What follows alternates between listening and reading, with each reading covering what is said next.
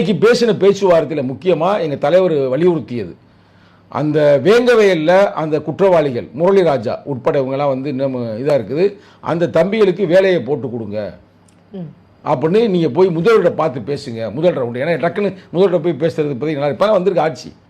அந்த தலைவர் அதெல்லாம் ரொம்ப எத்திக்ஸ் பார்ப்பார்.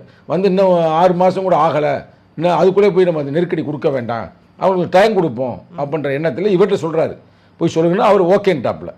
அதுமாதிரி ஆணவ படுகொலைகளை தடுப்பதற்கான தனிச்சட்டத்தை, சாதிய ஆணவ படுகொலை தடுப்பதற்கான தனிச்சட்டத்தை உருவாக்க வேண்டும் அப்படின்னு எங்கள் தலைவர் எப்போ போன ஆட்சியாளரிடம் 2021 செப்டம்பர் 14 போய் மனு கொடுத்தாரு அன்றைய தளபதியிடம். நடக்கவே 2021 இப்போ என்னங்க வருஷம், 5 வருஷம் ஆயிடுச்சு. கடைசியில் இந்த சாகுறப்ப சங்கரான்ற மாதிரி கடைசியாக வந்து ஒரு பாட்ஷா தலைமையில் ஒரு ஆணையம் உருவாக்குறாங்க.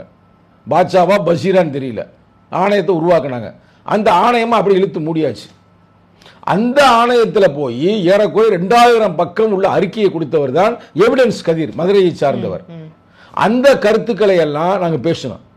இப்போ அவங்க வந்து இப்போ முதல்வர்கிட்ட பேசிட்டு நாங்கள் அப்பாயின்மெண்ட் கொடுக்குறோம், விடுதலை சிறுத்தையின் சார்பாக நீங்களும், அதாவது என்னைய எங்கள் தலைவர் போக சொல்லியிருக்கிறாரு, அதே மாதிரி அவரும் வர்றாரு, வந்து நாங்கள் பேசி இதுக்கான ஒரு தீர்வு எடுக்கலாம் அப்படின்ற மாதிரி ஒரு பாசிட்டிவ் அப்ரோச் உருவாகி இருக்கிறது.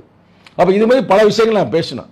அப்போ இதெல்லாம் வைத்து பார்க்கப்படும் பொழுது இந்த அரசாங்கம் மிக ஒரு சிறப்பான அரசாங்கமாக இருக்கிறது.